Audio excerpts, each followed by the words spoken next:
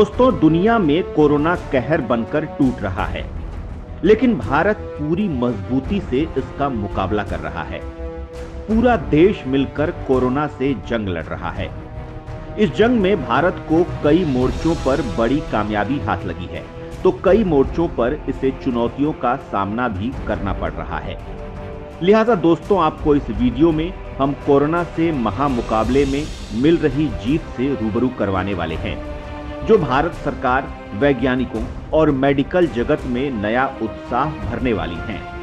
लेकिन इससे रूबरू होने से पहले आप चैनल को सब्सक्राइब कर लीजिए, ताकि आपको बेहतरीन जानकारी सबसे पहले मिलती रहे। और हाँ, वीडियो आपको जैसा भी लगे कमेंट करके जरूर बताएं। तो चलिए दोस्तों, शुरुआत करते हैं।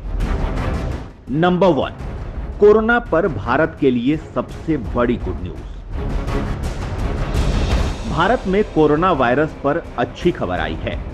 केंद्रीय स्वास्थ्य मंत्री हर्षवर्धन ने बताया है कि देश के 80 जिलों में पिछले 7 दिनों से एक भी कोरोना केस नहीं आया है।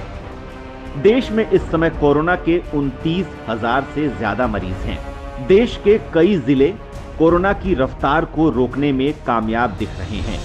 इतना ही नहीं, देश के 47 जिले ऐसे हैं जहां पिछले 14 दिनों में एक भी कोविड-19 का केस नहीं आया है। वहीं देश के 39 जिले ऐसे हैं जहां पिछले 21 दिनों से एक भी केस नहीं आया है। बड़ी बात तो यह है कि देश के 17 जिलों में पिछले 28 दिनों से एक भी मामला नहीं आया है। स्वास्थ्य मंत्री ने कहा कि पिछले 14 दिनों में हमारे यहां मामले 2 गुने होने की दर 8.7% रही है, जबकि पिछले 7 दिनों से यह दर 10.2% हो गई है। वहीं पिछले 3 दिनों से यह दर मोटे तौर पर 10.9% है, जो एक बड़ी अच्छी खबर है। दिल्ली में कोरोना मरीजों की संख्या का डबलिंग रेट 13 दिन हो गया है। जहां तक कोरोना से ठीक होने की दर है, तो इसमें केरल सबसे ऊपर है। केरल में रिकवरी रेट 98.8% है। दूसरे नंबर पर हरियाणा है।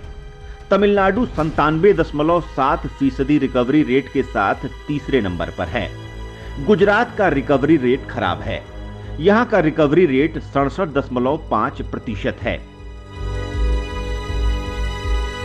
नंबर 2, देश के 12 राज्यों में सुस्त पड़ी कोरोना की रफ्तार।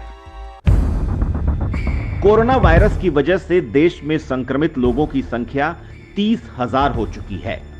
लेकिन देश के 12 ऐसे राज्य हैं जहां से खुशखबरी आई है। यहां संक्रमण की दर में गिरावट आई है। इन राज्यों में लॉकडाउन का बहुत बड़ा फायदा देखने को मिला है।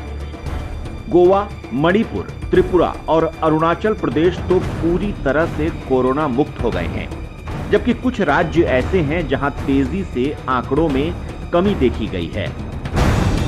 फिलहाल तेलंगाना में कोरोना वायरस का संक्रमण फैलने की दर 2% है, जबकि 20 अप्रैल को यह दर 6.2% थी। हरियाणा में जो दर पिछले हफ्ते 3.4% थी, वो अब घटकर 3.1% रह गई है। कर्नाटक में संक्रमण 6.9% की दर से घटके 3.5% हो गई है। तमिलनाडु में कोरोना अभी 3.5% की दर से फैल रहा है, जबकि करीब सप्ताह भर पहले यह दर 4.6% थी। कोरोना वायरस की दर में सबसे अधिक गिरावट मध्य प्रदेश में दर्ज की गई है। यहां यह दर 13.7% घटकर 5% पर आ चुकी है। दिल्ली में संक्रमण की दर 7.9% थी, जो अब घटकर 5.5% हो गई है। 20 अप्रैल को राजस्थान में यह दर 8.9% थी, जो अब 5.7% हो गई है। आंध्र प्रदेश में पिछले हफ्ते 7.6% थी, जो अब घटकर 6.2% हो गई है। यूपी में कोरोना के संक्रमण की बात की जाए तो यहां हफ्ते भर पहले 13.6% की दर से यह फैल रहा था, जो अब घटकर 6.8% हो गई है। गुजरात में अब 8.6% की दर से बढ़ रहा है, जो सप्ताह भर पहले 19.3% था। वहीं पश्चिम बंगाल में यह दर 12.1% थी, जो अब घटकर 9.7% हो गई है। पिछले हफ्ते तक महाराष्ट्र में कोरोना वायरस का संक्रमण 11.3% की दर से बढ़ रहा था, जो अब घटकर 9.8% हो गया है। नंबर 3, 24 मई तक 97% कोरोना हो जाएगा खत्म। सबके मन में अब सवाल उठ रहे हैं कि देश और दुनिया से आखिर कोरोना वायरस नाम की ये आफत कब खत्म होगी। तो Singapore university of technology and design ने भारत में 24 मई तक कोरोना वायरस के 97% खत्म होने की भविष्यवाणी की है। यानी अगर SUTD की भविष्यवाणी सच साबित हुई तो यह भारत के लिए बहुत ही बड़ी राहत की खबर होगी। इस स्टडी के मुताबिक भारत में 24 मई तक कोरोना वायरस 97% तक खत्म हो जाएगा। 20 जून तक यह 99% खत्म हो जाएगा। इसे पूरी तरह खत्म होने में 31 जुलाई तक का वक्त लगेगा। वहीं अगर पूरी दुनिया की बात करें तो Singapore university of technology and design की स्टडी में बताया गया है कि 29 मई तक वैश्विक स्तर पर कोरोना वायरस 97% तक खत्म हो जाएगा। 15 जून तक दुनिया में कोरोना वायरस 99% तक खत्म हो जाएगा और 100% खत्म होने में 26 नवंबर तक का वक्त लगेगा। Singapore university of technology and design के इस मॉडल में कोरोना वायरस के लाइफ साइकिल का इस्तेमाल करते हुए इसे लेकर भविष्यवाणी की गई है। स्टडी में रिसर्चरों ने संबंधित देशों में महामारी को रोकने के लिए उठाए गए कदमों का मूल्यांकन करते हुए भविष्यवाणी की है। भारत में 17 मार्च को कोरोना वायरस का डेली ग्रोथ रेट 16.1% था।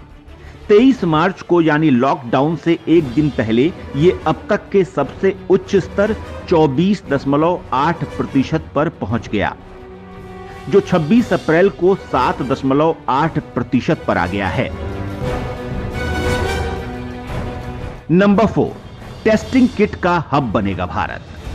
कोरोना वायरस महामारी की जांच के लिए चीन से मंगवाई गई टेस्टिंग किट ने धोखा दे दिया।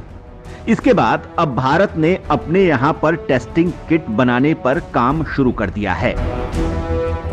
केंद्रीय स्वास्थ्य मंत्री हर्षवर्धन के मुताबिक भारत जल्द ही बड़े स्तर पर टेस्टिंग बनाने लगेगा और एक दिन में यहां 1 लाख से ज्यादा टेस्टिंग किट का प्रोडक्शन शुरू हो जाएगा।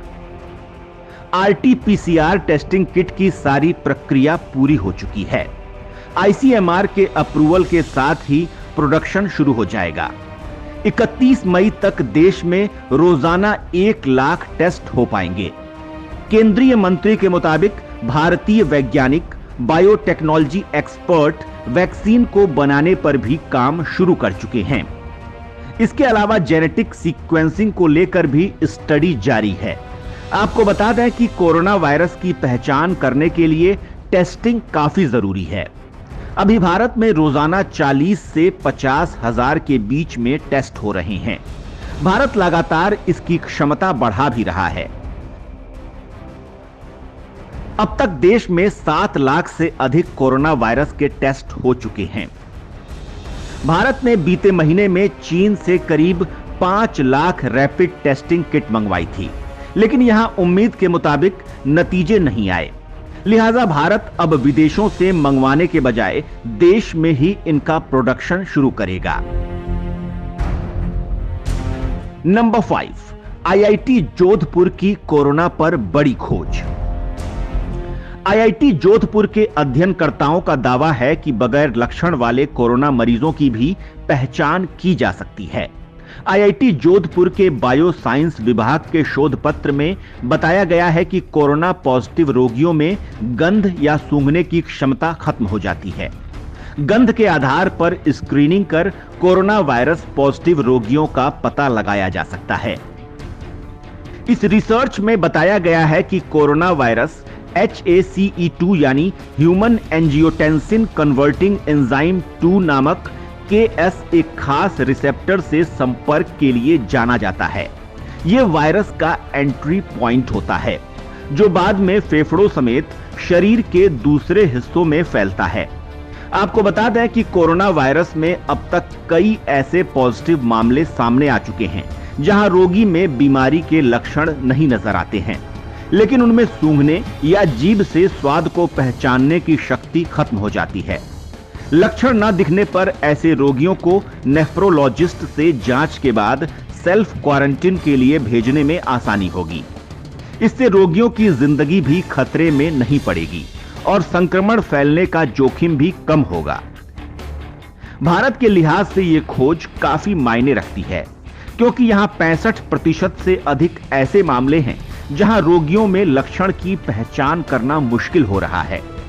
आईआईटी जोधपुर का यह शोध पत्र अमेरिकन केमिकल सोसाइटी के जर्नल न्यूरो साइंस में प्रकाशित हुआ है।